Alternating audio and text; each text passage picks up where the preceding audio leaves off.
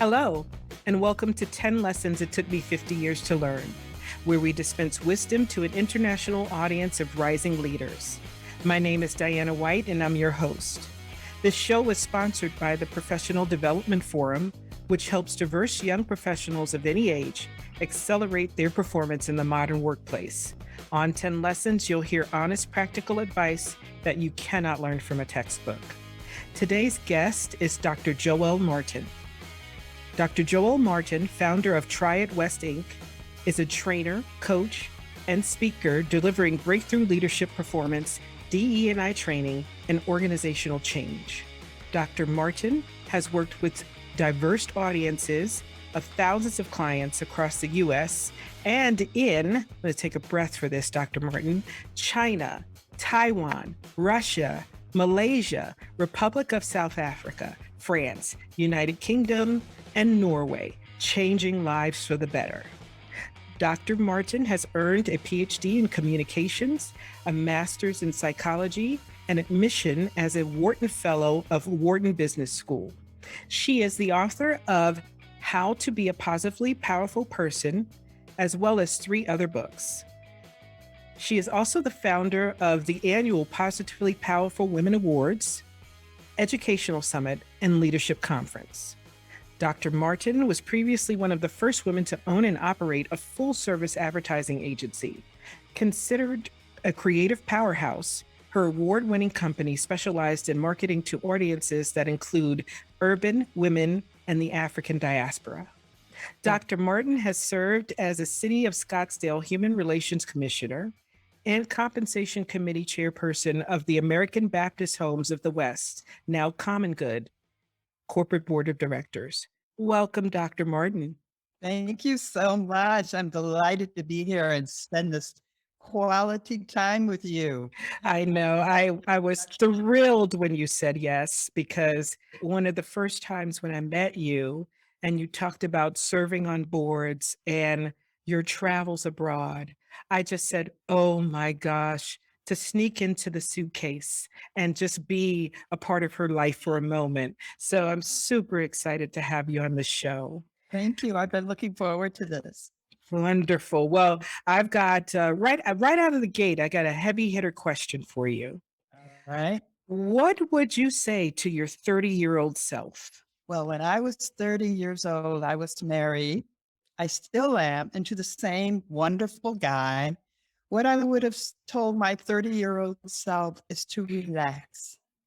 Enjoy the life that you have. You work really hard to own this agency and to run it and the billing and the getting new clients of all of that, but spend some quality time. And my mantra now is family first. And I tell this to these other hardworking women that I've had the privilege of knowing and spending time with, you know, family first. My agency, I've closed it as I've gone on to another career and other ways of fulfilling my passions. So I would say that relax. You only go around once and keep family first.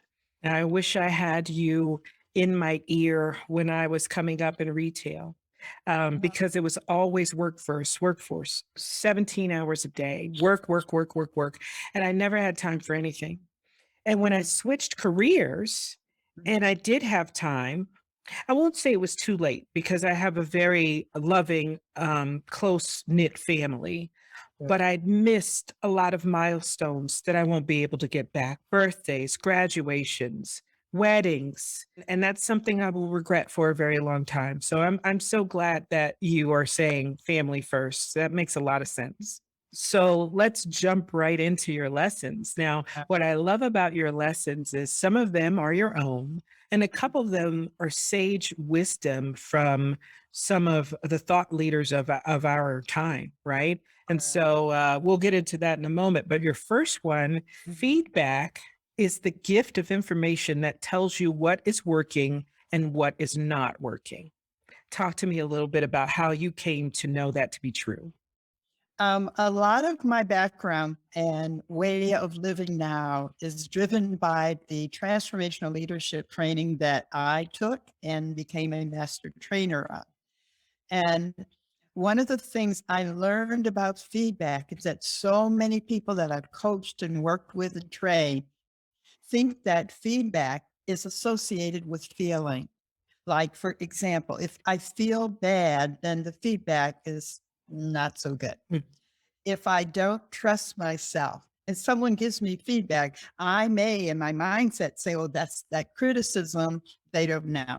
Mm. And then for many women, I have found that if somebody pays a compliment to them, they say, oh, that's not me. Thank you. Distress here. Please. So here's the thing.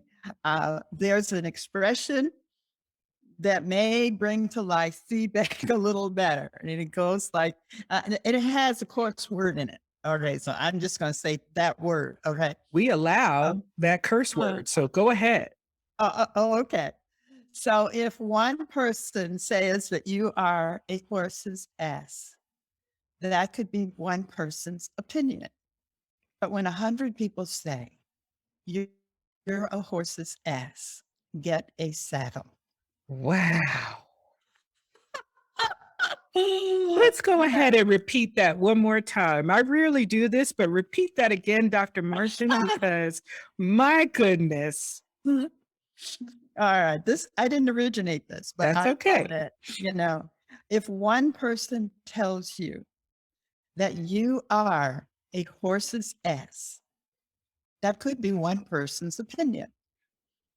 But when several hundred people tell you you are a horse's ass, get a saddle. Oh my goodness. I can imagine we have a lot of listeners across the world. And Mhm. if there is anyone listening that is true to yourself, some of you may be on Amazon right now looking up the best prices for saddles until you can figure out how to get out of that mindset. I I mean, love it. and if I wasn't doing this recording right now, I'd put a couple of them on my wish list to make sure that I'm covered just in case. Dr. Martin, that was gold to start off with. That was Thank gold. you. Thank you. There's a thing about feedback that I needed to learn myself. And I'll share this with everyone because I think at some point we all may experience it. I grew up in a rather difficult at times situation, and my self esteem was low. I wore clothes that, were kind of kinky, hand me downs, and things like that. And I thought that I was a certain way. All right. And I needed to train myself to hear the feedback and to embrace the feedback that was affirming. And just like I gave you the example of the horse's saddle, if one person says, you are doing an amazing job with make it personal to you, Diana, you're doing an incredible job with your podcast. That may be one person's experience. But when every listener or that critical mass of listeners say to you, Diana, I value what I learn from what you give. Now to switch back to my personal example, that little girl, Joelle, she would be thinking thoughts about herself that were probably not in keeping with the with the feedback she was getting from the universe. All right. Right. So I needed to shift my thinking to trust the feedback that I was getting. You follow Right. me? I follow you, and our viewers and listeners, you follow as well. I want more than one person to say that I'm bringing some really good guests and wisdom onto the show. So have me avoid going into my Amazon wish list and putting some saddles in there. Show a little love for the podcast and what we're trying to do here.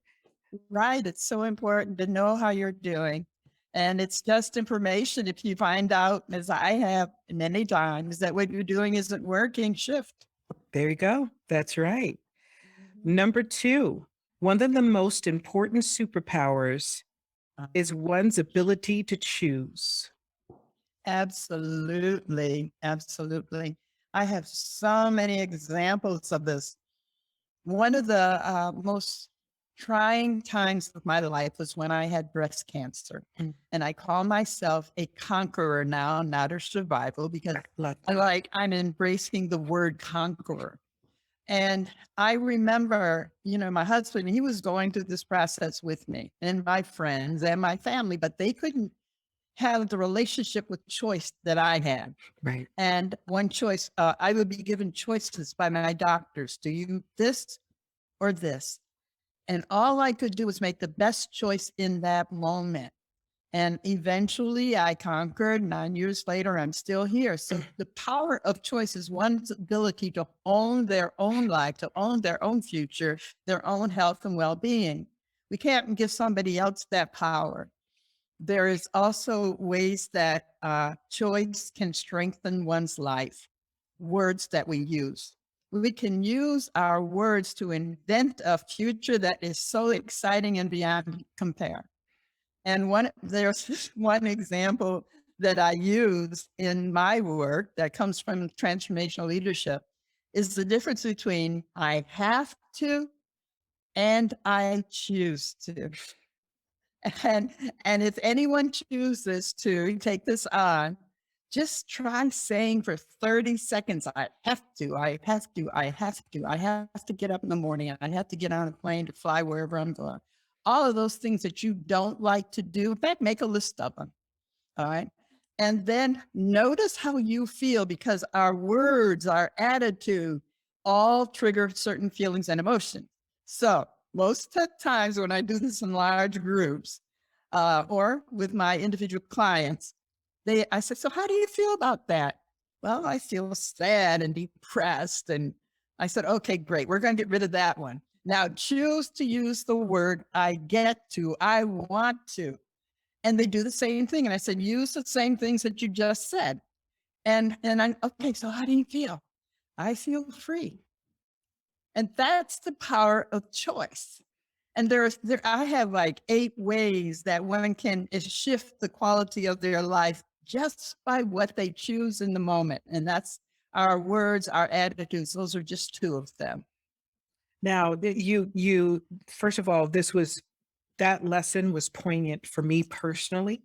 And because I know our audience and we have a lot of young professionals coming up, young leaders, young female leaders who've actually reached out to me and said, thank you for bringing these things to the forefront because it's discussions that I don't know who to even start the conversation with to get some guidance, right?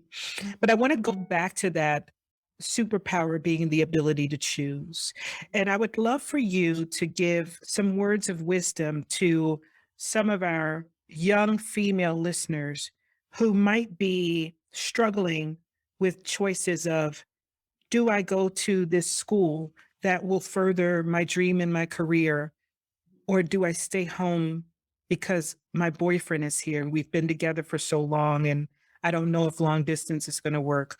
Do I move away from my parents and my comfort zone and the city that I grew up in and take this opportunity in this X place, knowing that I might get a little lonely? Do I make that choice? I guess what I'm getting at, there are so many life choices that come at us at the ages of 22 to 32. As women, it's almost as if we're strapped in and along for the ride I and got we you. don't get a say in what we've chosen and we don't own it. Wow. Thank you. That's amazing. Do you realize that well, of course you realize that, but do they realize that they're using the word, I don't get a choice in? And that's the conversation that only, God bless you, ladies, that a victim might have. Yeah. And that is a choice. That doesn't mean that you're not going to be in situations where you might be victimized, but you can shift your attitude and own your power and keep on going. But let me talk about the 22 years old young person. Some of the choices that you will make because your heart, your intuition tells you it's where you should be because it's your purpose, because it's your passion, because it makes you happy, it brings you joy. If staying with your boyfriend is one of those, well, make it work. Be committed to that choice, not a victim of that choice. You have the opportunity in your life to make the choice that serves you. And if going off and risking, here's a suggestion. I remember when I was in college, there was a woman, she was the president of our sorority. And when they made me the president of our sorority, I would ask myself, well, hmm, what would Pat do if she were in the situation? So find a role model, someone that you respect, that is walking a path that you want to, and learn about the choices they made. Like we all, one of my sheroes is Harriet Tubman. And I know she was a freed slave, and I've been reading up on her, and she did meetings back in my hometown in Geneva, New York, one of them. When we think about the choices that she made to bring those thousands, Right. including her parents, but to freedom from slavery, I suggest that the choices that we are making don't bear comparison. So my challenge to anyone that sees a possibility is to risk out of that comfort zone. Your comfort zone is formed by your beliefs. And, growing up, your beliefs may be formed by the church or the synagogue or by mom, by dad, by some external force. Learn what matters to you. Learn what matters to you. There are no easy choices. Right. Right. And I'd Not love, that it's about your passion anyway. yeah, and I love, what you talked about when you said get some role models, get some people that you can, I remember for me growing up, and I really want our audience to understand what we're trying to say, because I don't think it's, sometimes when you say, well, get role models, somebody will think, well, my mother's supposed to be my role model, my older sister's supposed to, my aunt is supposed to be my grandmother. Every role model serves a different purpose. And in my life, when I was growing up, I had extremely powerful and courageous women in my family that were role models. And I loved them, loved them. But when I was looking for somebody to show me how far can I go in a career? What can I do with a career? Well, my powerful, strong role models were all about that: get a government job, stay there and retire, right? And that wasn't in my soul what I wanted. And so role models for that particular aspect of my life became people like Oprah, because at the time that I was growing up, Oprah thumbed her nose at everything that we thought was a traditional media personality. And I would look at her and say, my goodness, not that I wanted to be Oprah. I wanted that courage to take that risk. Yeah. Yeah. Right. I got you. Yeah. Yeah. I'm curious when you hear someone say, well, this is what I want in my life, and I don't know how to get it. What do you say to them? Find someone that is already doing that and ask them, how did you become so successful? One of the things that I've learned in my life, Dr. Martin, and I'm sure you've learned it too, because you talk to a lot of people, is that we never hesitate to talk about our successes. We love to pontificate about what we've done well, because it soothes us just as much as it teaches the next person. And so that's the mantra that I lived by when I was growing up. And I was, dare I say, I didn't have etiquette about it either. If I saw somebody driving a fancy car, I would say, how'd you get that car? What do you do? How did you do that? What school did you have to go to? Yeah, I would ask all the questions, and thank goodness, because it was truly from an authentic place of curiosity and wonder.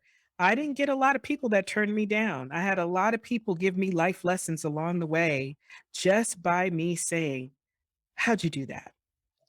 That's great. That is great counsel for our listeners. Absolutely. But this is not about me. So let's keep going.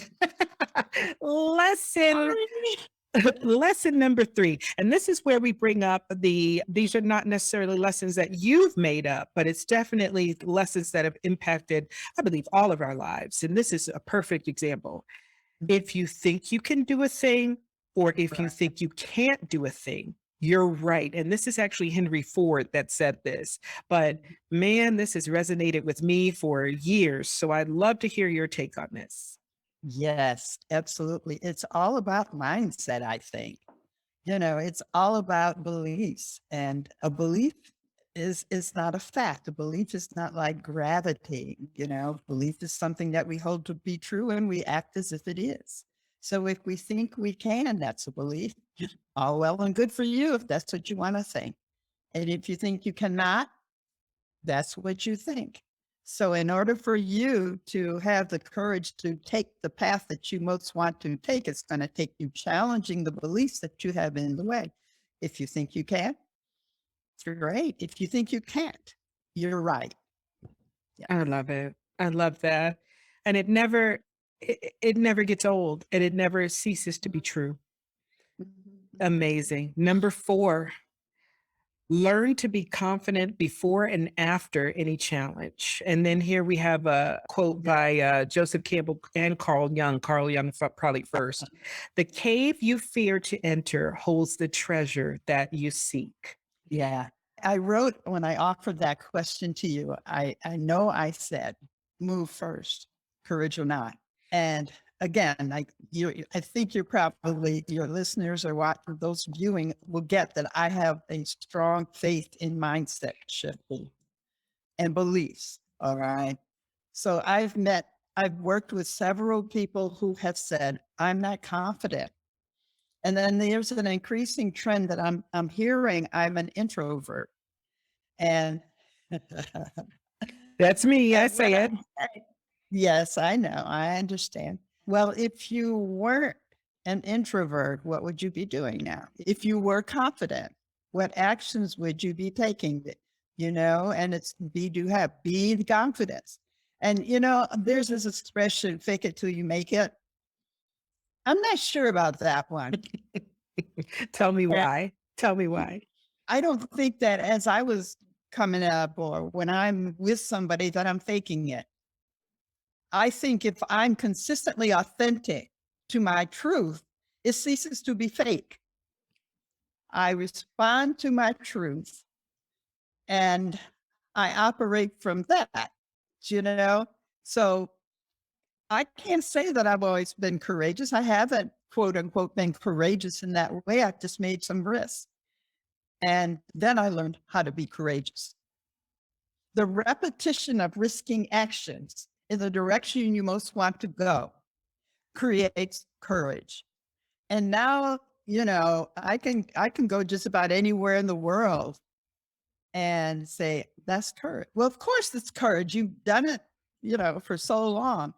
Do what you most want to do and the courage will come. In fact, when you are in your zone and, you may intellectually say, well, I'm not going to be able to do that. I can't do that. Get there. Get there, stop with the I can't, if you think you can, if you think you can't, you're right, and that expression, the cave you fear to enter is where you'll find the treasure that you seek. That I love that. I really do, because it tells me that if I will step into the unknown, I can go through my fear. If I can go through my fear, I can get there. And I'm going to add a little ad lib on there, if you don't mind, Okay. because this is the epiphany that I had when I read that lesson. Is that if you go through the cave and you have a challenge that truly is daunting and maybe even devastates you, you come out the other side, and maybe that treasure was you proving that you could survive what you went through. That's the real treasure. I think in anything you gain in life, if you work hard at it, right?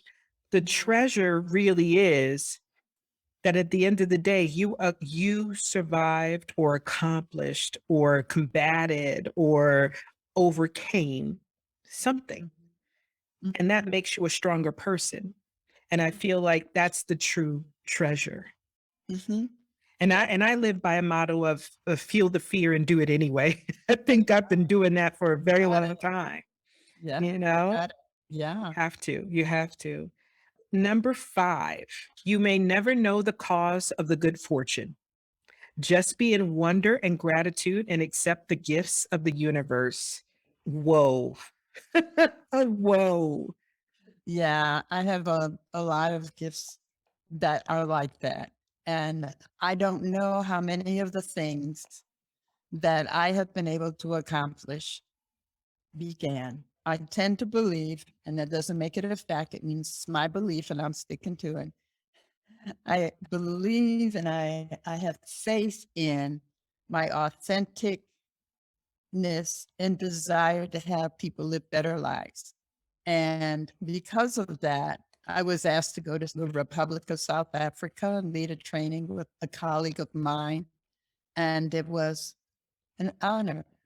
I kissed the ground when I landed in Johannesburg, and the trainees and the staff and the people were there, and they sang for me, and it just, I said, here I stand. I can do no other. This is the work I love to do. Oh my goodness. And then, like when I had the ad agency, I remember we had the big wigs, the bosses, not the CEOs, but the brand manager at one of the world's #1 beverage companies. And they came to visit our little tiny agency on Madison Avenue. No, actually, I think by then we were on Fifth Avenue. And they asked us to pitch their business. Now, as a woman, we are not generally the ones that get to work with one of the one of the country's #1 beverage company, beer. Okay. And I was excited, and I did my best, and I got the account. Now, what I didn't know had happened, and I can't swear that this is true because I wasn't there, but what I heard was at a luncheon, one of the people from a competitor, quote unquote, because there's really no such thing as a competitor, asked for a product that was in competition with the beverage company. And they were very polite. And then they came over to our company. They liked what they saw, and they gave us the account, and we became their agency of record. So, truthfully, was I part of the conversation that led to that? No, I wasn't. But, be honest. Like I keep saying, we only go around once. So that, going to South Africa, being asked to work with Accenture, with a friend of mine who was a chief learning officer. I can't tell you how that happened, but I greet the world with wonder. Sort of like you when when you're asking somebody, "Where'd you get that car? How'd you do that?" That's that wonder, and it is that wonderment that had me curiously go back to school. I didn't know. I thought I would. My conversation was, "I'm too old to be back here in school," But I did it because I so wanted that position to be a global trainer.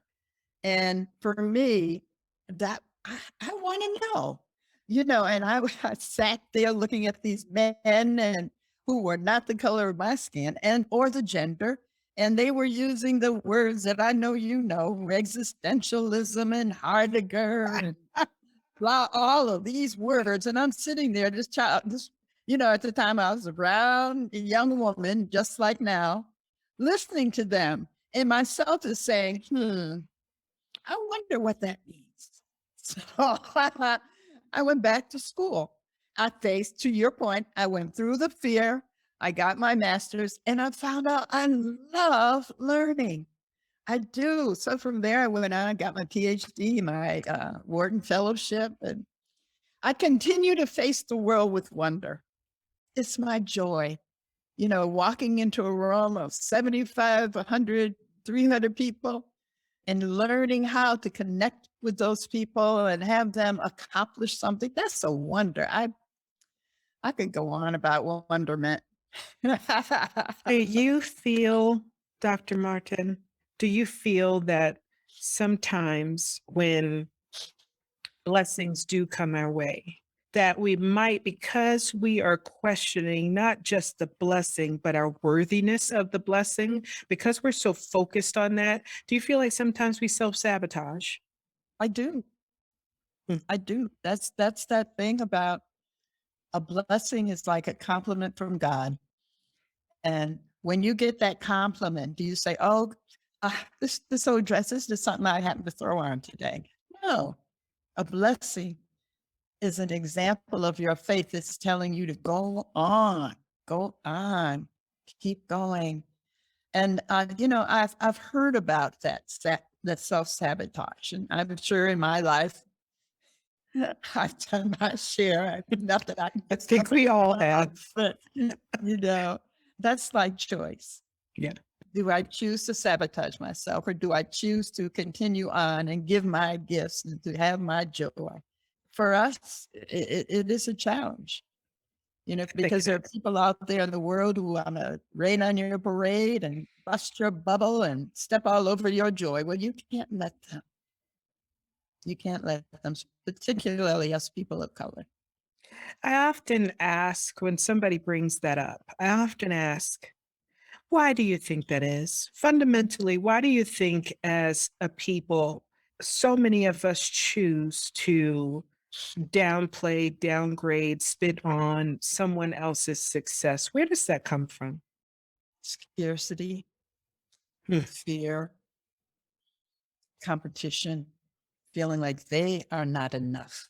Looking out at that other person is a good signal when that feeling comes up that they are missing something in their life that they desperately want. Mm.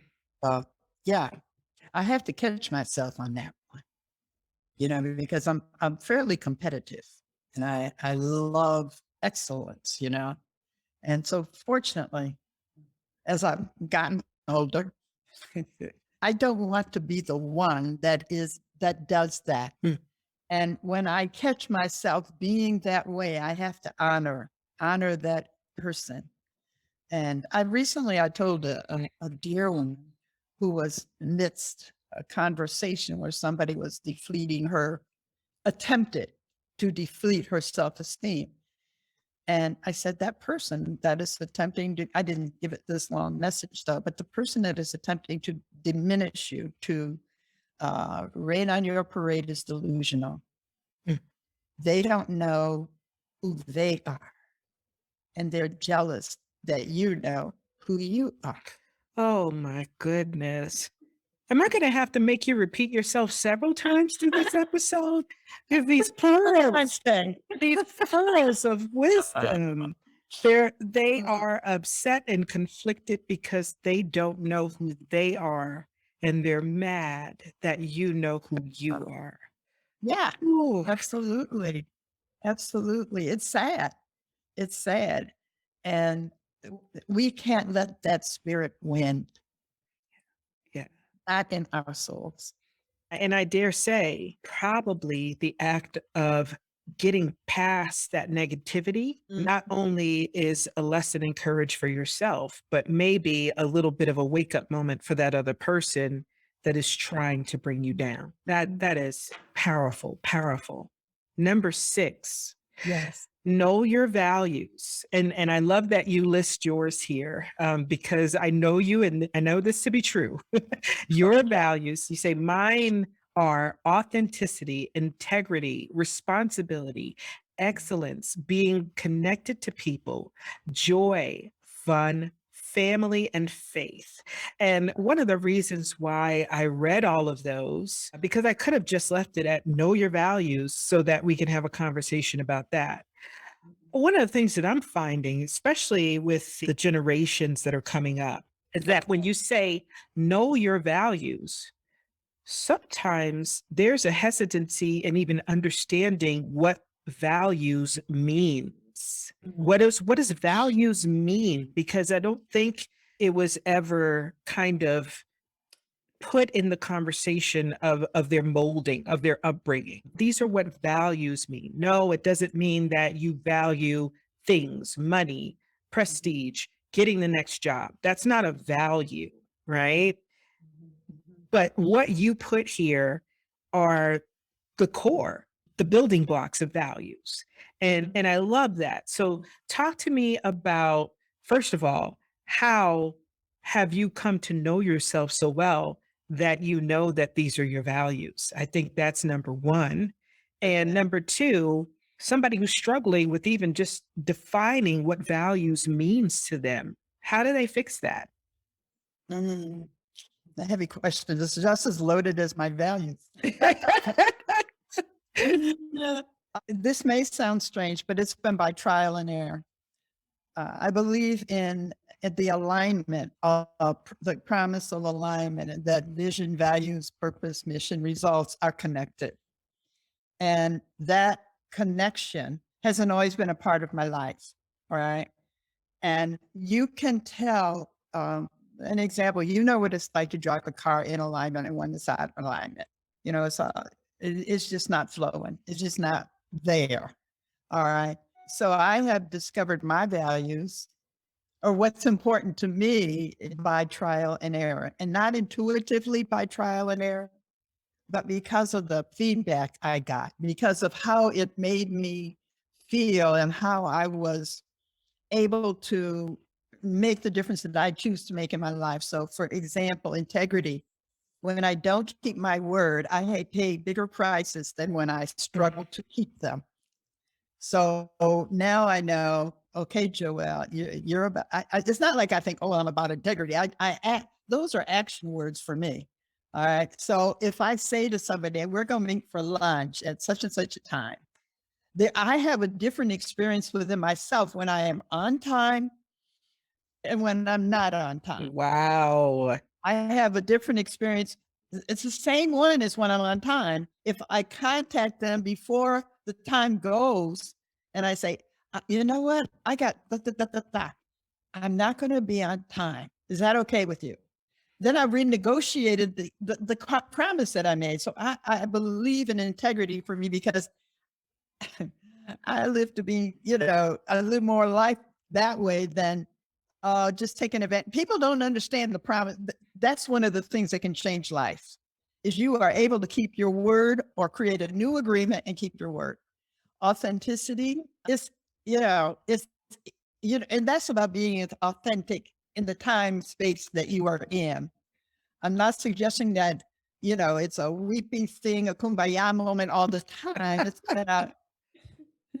It's about being authentic, being real, especially nowadays. In the work that I do when I am inauthentic, I just don't get it. I don't feel right, and that is the belief that's connected to my emotion, which is connected to my behavior, which is connected to my results. And everybody is not going to love how I be with my values. And that's their problem.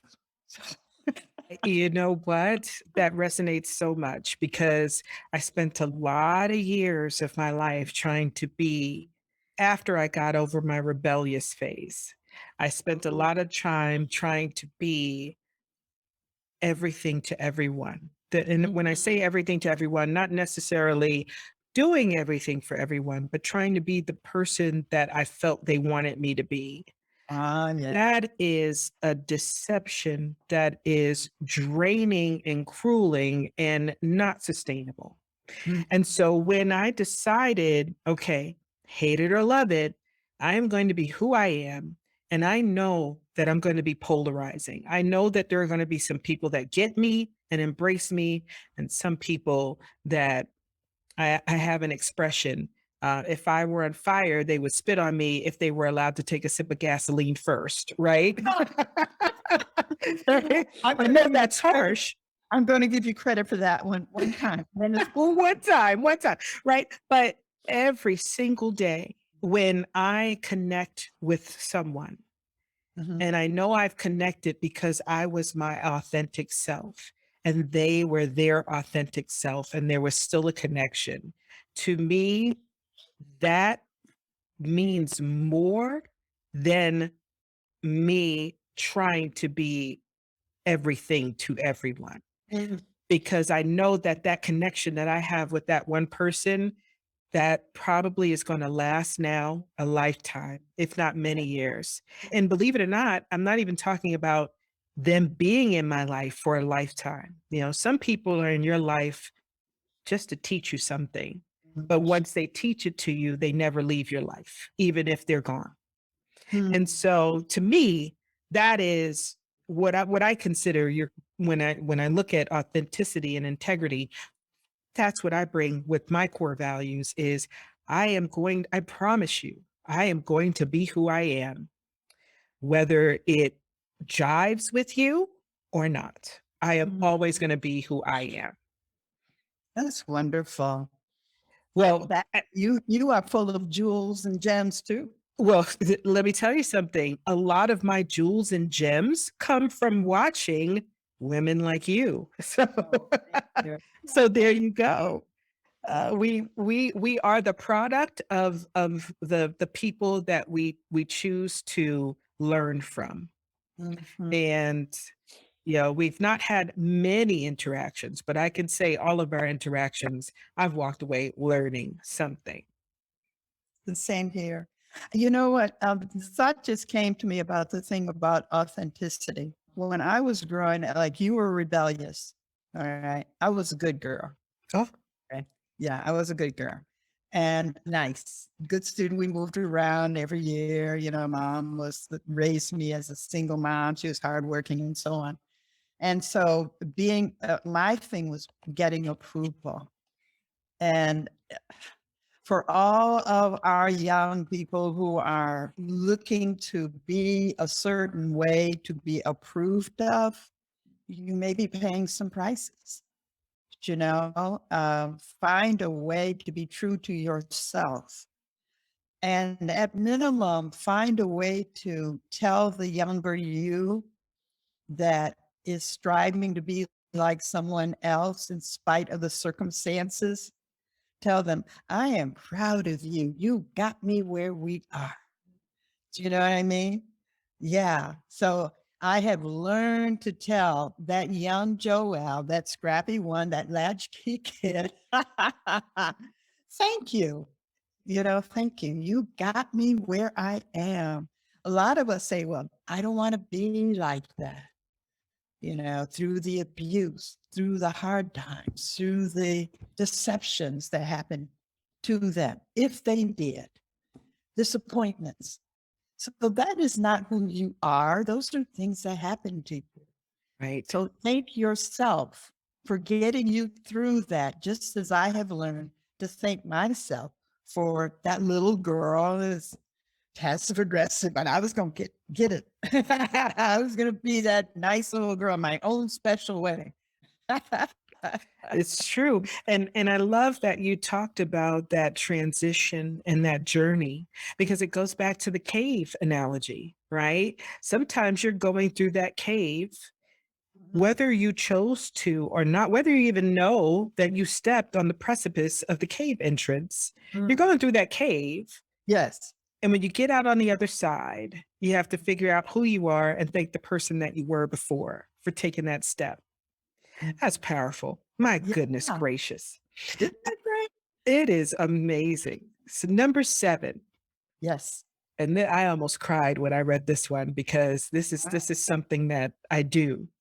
Whenever you want to lift your spirits, focus out and give. Let making a difference be a way of life.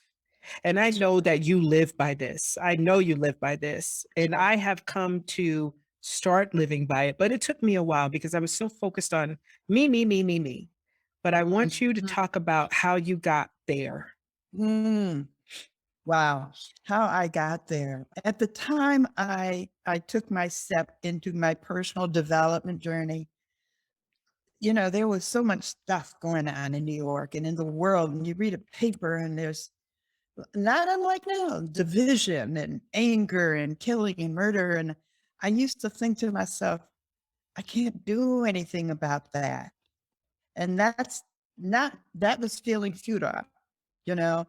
And what I found worked for me, it was like medicine for my soul.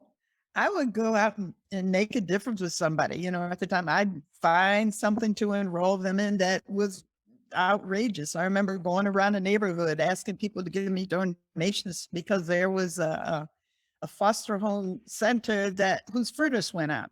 So, okay, great. I'm going to do something about that. And I just, again, I calibrate my values, my actions, my future by the experience that I'm giving to others and the experience that I am giving to myself. So that's how I got it. It's like I feel better. I feel whole. I feel connected when I can give to others. When I was coming up, I would tell people, I don't know if what I'm this again, transformational leadership. I don't know if I can tell you that my journey is going to change the world. I can't tell you, like I was in the Poor People's Campaign of Martin Luther King after he got assassinated. I can't tell you that going into the muddy DC huts and things of the Poor People's Campaign, I can't tell you I will change the world, but all I can tell you is given the choices that I have, this is the one that makes the biggest difference. So I can't tell you. Yeah. All I can do is take action and hope for the best. And that's why I am how I am. I think that's a critical lesson to learn. I often, and I don't want to be polarizing on the show, but I Okay. do have thoughts because of the generation that we come from, where we had to march, we had to sit in, we had to physically be present and make change to the dynamic that we have now, where it's a social media post and it's this post gets 50,000 likes. We've made a message, we've made a statement. And I know that not everything that happens in life now is through social media and likes and dislikes. I know that there are still boots on the ground, so to speak, people that know they need to get out in the streets and talk about it and promote and maybe even protest peacefully. I know this, Right. but there's a large contingency of the younger generation that thinks that they're making a difference by hitting that like button. And I'm just wondering, is that detrimental? Is that enough? Will that change? Should it change? Lots of questions. But when you talked about picking your purposes and standing behind doing something, it just brought that to me. It really did. And I think that that would be a great further discussion for the next time I can grasp you to get on this episode on the show. But yeah, it is something that I've grappled with for a long time. But I know that every generation has their way of expressing their unrest. And so if this is that for this generation, then I kind of have to respect that and see if there's change that comes from it. And there has been actually great change that has come from social media really banding together. So Yeah, number and there's other thing too. Yes, they are doing that on social media, and the other thing I would encourage younger folks to do is to know that you make a difference in your sphere of influence. yes. Your influence where you work. What are you doing where you work? Where are you doing when you walk down the street? Are you saying to somebody, "Good morning, how are you?" How are you being in those moments? Those spheres of influence we have control of. So yeah, push the like button and go on, make a difference wherever you are, wherever you walk. Yeah. And however tiny that difference is, making somebody on the street smile for a second, you may not realize that that has made their whole day. All right, number 8, learn to love and laugh a lot, and that I live by that. I love and I think humor is one of the best medicines on the I planet. agree. I Uh, agree. and so talk about how love and laughter maybe got you through some trying times. Mhm. Hmm. Which one? You get to pick. It's your story. My, yes. Well, I always am laughing, unless it's a very, very tough time that I'm going through. laughter, I can't explain it. It's just joy that bubbles out of me. Our daughter is, she's a filmmaker and she does work where it's tough.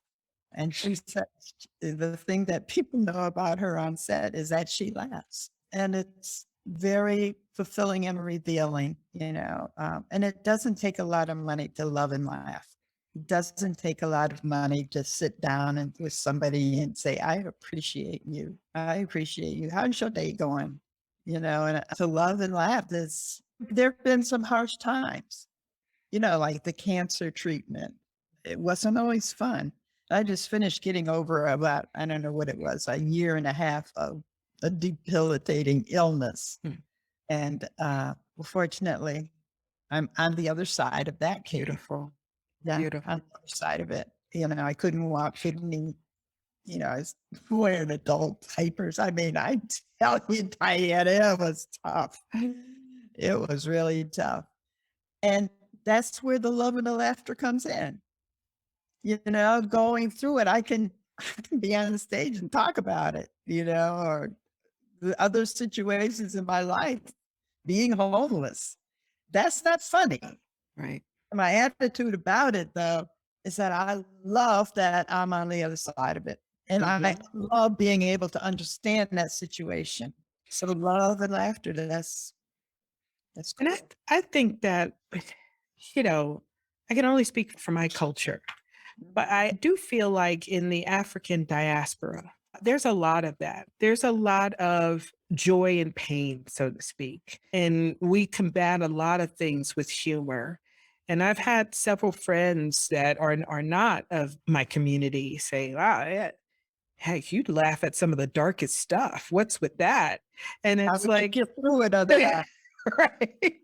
Sometimes all you got is that little bit of joy that you bring from laughter. Sometimes that's literally the only power you have is to choose to laugh. yeah. And I think we embody that a lot. Hmm. Yeah, we're coming up to Juneteenth, a Yes. time of enslaved people being told they were free, and then my family comes from that heritage. So we have a lot of laughter, a lot of family. We used to have a lot of family reunions, a lot of love, didn't have a lot of money, but we had a lot of joy. So One thing I know for sure, you don't need a lot of money to make a good home cooked meal in the African diaspora. That is one thing you do not need. You don't need a lot of money. You just need grandmama or auntie that can put her foot in it.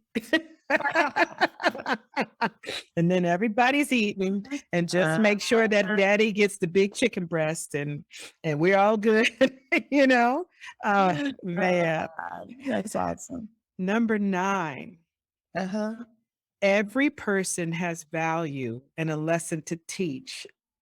I love that you said this because this is something that I said in my lessons when I was interviewed, I which remember. is everybody's a mentor. Doesn't matter who you are. So I want your take on this.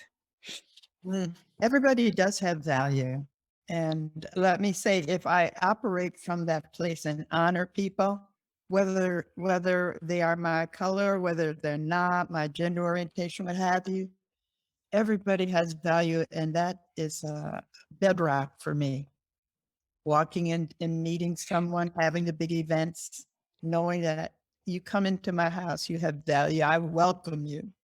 Doing the diversity, equity, and inclusion work that I do. I couldn't do it the way I do it if I didn't honor people. I remember there was this one process that I went through, and it was what had me be where I am, actually. And it was transformational, one of those kumbaya things.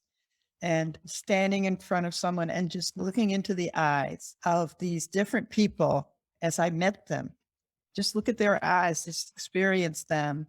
And after a while, what I realize is that we're all the same.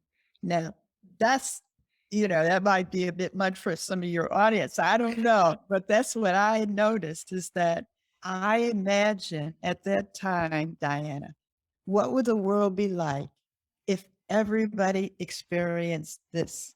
this kind of resonating with someone else just because you looked at them, just because you honored them, all the wars that might be stopped, all the dissension, just because we accept that everyone is an honorable human being. I'm not suggesting that they are, but I'm saying the attitude that I can have as I greet people is that I can honor them. I agree. And to your point about you don't know how the audience is going to take it, my co-host in America, Siba Vanderzee, would say, "Get over it." If you don't like what was said, get over it. I really want to purport to our audience who, I love with all my heart that there are going to be some things on this podcast that you fundamentally don't agree with on the show. And Mhm, that is okay. That's what makes us human. mhm, Just we want the engagement. Tell us mm, why you don't agree. Tell us why you don't agree and tell us if you want to be on the show. How about that? To give your I point like of view, that. I like right? that. Uh, no, no, no. What do they call it? Monday morning quarterbacking. None of that here. Hey, if you want to be a part of the process, we'd love to have you. We'd love to have you to have some enriching, engaging conversations that are from your point of view and your life lessons, because that's how you get to know other human beings on this earth, walking for a little bit in their shoes. And I think that's what the show does. Number 10, once you find your purpose or your why, make it your life's work. And again, I love that you put yours here. And Dr. Martin's is transformational diversity, equity, and inclusion. Mhm, And I'm glad this was number 10. And I wanted to we've got one more question, but this is the meaty question that I want to talk about because I know that this is your wheelhouse. And I know I mentioned it briefly in your bio, but you are, in my mind, one of the premier gurus of mhm, diversity, equity, and inclusion. And I've had the extreme pleasure of actually being a part of one of your workshops. And thinking, as I think a lot of brown people do when it comes to diversity, equity, inclusion. Well, yeah, I'm a victim. I'm part of the minority. So what do you have to teach me? And boy, was I blown away and proven wrong because it is so much bigger than a color divide. mhm. So I really, really want you to give us a few moments and talk about your thoughts on why this is such a passion for you and what you try to impart in people that you coach. Yeah, thank you. Thank you for that. It is such a part of me because it's how I grew up. That makes sense. I came with a big family. I'd say lovingly like a little UN. And whether it is transformational leadership or diversity, equity, and inclusion, it's about people changing people's lives for the better and their businesses. When I talk about diversity, it is about all of the phases of diversity. It's not just about race and gender. It's my work, it's my heart, it's my passion. I always like to start my sessions talking about the diversity dimensions, some work that was not pioneered by me, but it's work I believe in. And it talks about the differences that we are in our personalities and our internal dimensions, like our race, our gender, our sexual orientation, and our external dimensions, those things that we can change. Then the corporate dimensions, those organizational dimensions, they all matter. And I liken them to a rose. Like each person has the identity characteristics that are intrinsically them, like a rose. And then there are some things, just like the rose, that are beautiful. Like when I talk about my family, I talk about the love of education, being a Black woman growing up, and so on and so forth. That's my rose. But just like the rose, there are thorns. There are people who have those stereotypes and those biases and make those microaggressions, those statements that take people apart. That's what I go with. I go with first, I want you to know about what diversity, equity, and inclusion is all about so you understand, so that we're all on a level playing ground. That's important to me. I want us all to be to the best of my ability, I want us all to be speaking the same language so that there could be that understanding that you talk about in your show. And then I talk about what divides us. Because without facing up to the truth of what a stereotype is, that there are some people who will say, you know how all people are, all of those fill in the blank, they are da da da da da. They understanding that there are ways to mitigate all of those things, the stereotypes, the microaggressions, the biases. And I want people to experience what life could be like when you operate that way. I work with companies to do that as well, so that they have a culture where people are able to do their best work, where people are highly regarded. And those are the companies that choose to work with me. I could talk about my passion for days. Well, I love the work that I get to do because I love people and I love people experiencing freedom. and it's one of the reasons why whenever I get somebody that comes my way and they say, "Hey, Diana, would you like to speak on this?" I'd say, "Hey, if you're asking me to be on a panel where we share personal experiences, 100%. I have a dozen of them, more than. If you're talking about me educating people on the importance and what it means and how we can move forward, you need to find somebody that actually went to school for this and it is their life's passion and they know how to reach all different types of audiences. That is not me.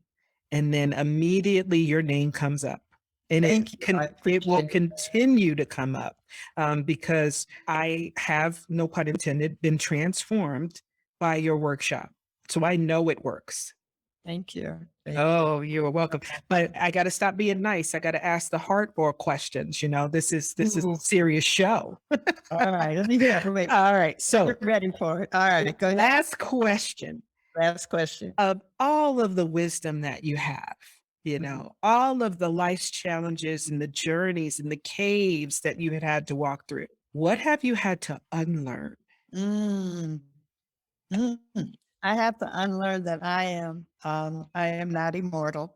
I must take good care of myself to keep doing what I love to do. And when people come to my calendar, to create a 20-minute, 30-minute, hour meeting with me, they will see there, unless it's emergency, don't book any time requests on Friday, Saturday, or Sunday. So that's been big. I've needed to give up that I can accomplish everything by myself. That was big for me, being a lone wolf of sorts. I love working with teams, and I finally love that. We have the Positively Powerful Woman Awards coming up, and I am looking forward to that. We had to skip a year, because of the pandemic, and instead of trying to do it by myself, I got a team of people that I love to work with. They're going to be creating this with me. That was the big thing. That was a big thing. I'm not going to be here forever. And you don't want that secret recipe to be lost with you, you know? So, Dr. Martin, tell us, what new projects do you have coming up? Where can we find you? How can we learn more about the awards? Let us know. Thank you. Thanks for asking that. I appreciate that. Come to my website, positivelypowerful.com, positivelypowerful.com, and you'll have a drop down that will take you to my email list. You'll be a subscriber, and all of my information of my programs comes out on that.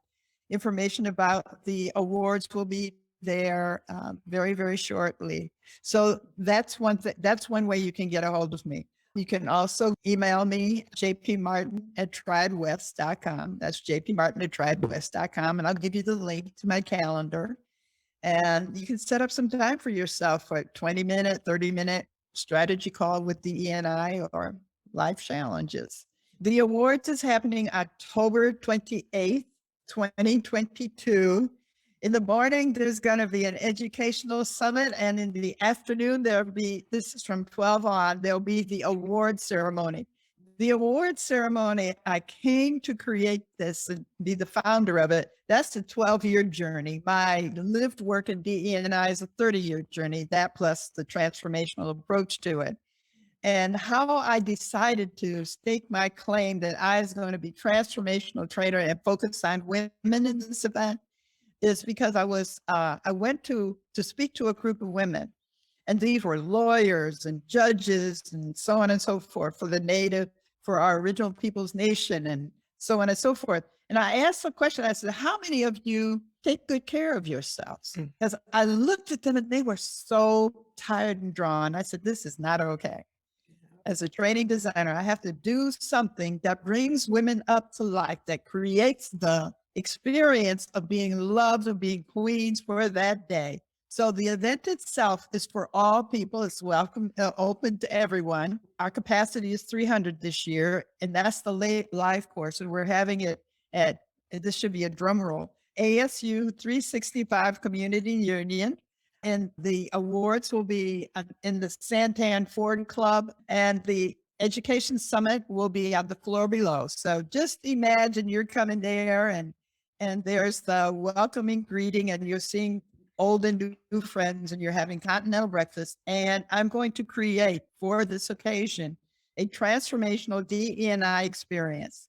And I will be one of the speakers that will be on the summit. Then there will be a slight break, and we'll be honoring women who are legacy makers, who are change makers globally. Actually, we had our first international recipient 2 years ago when we were still having the live event. So I love creating those kinds of events. I create the internal workshops for my clients. I can't invite anyone to those because they're for their workforce. I'll put these links on my website. That the Better Business Bureau had me speaking, ASU Remote had me speaking, and these were summits, and I enjoy those. So I will be putting the information on how to hear the recording of those activities. The book is coming along. It's my commitment. Okay, this is my promise. Is to have it available at my awards on October 28th. That's all right. That's a promise. There you go. Promise. There you go. And I will say for our audience, if you are in a position of power to be able to bring D&I training into your organization, if you have the ear of senior leadership and you know that they're looking to bring someone in to help your organization kind of grow collectively together in an all-inclusive environment, Dr. Martin is an amazing facilitator of that process. And you are available to speak virtually. I don't know if you're traveling again, but I was available for both in-person and virtual, and nothing was lost in translation in either modality. As you know, I'm a big fan. I can't keep gushing over this, so I will just say thank you so much for being on our show. I knew that it would be amazing, and it's been more than a privilege for me. Thank you so much, Diana. I appreciate the work that you're doing. You facilitate change. I try. Have a worldly, global sphere of influence. We're growing. We're trying, for sure. You've been listening to 10 Lessons It Took Me 50 Years to Learn, sponsored by the Professional Development Forum. PDF provides webinars, social media discussions, podcasts, and parties, and it's all free. Visit professionaldevelopmentforum.org to learn more. Remember to like, share, and subscribe. And we also want to hear from you, so engage with us on social media and use the hashtag 10lessonslearned. Thank you to my guests, and take care, everyone. Bye.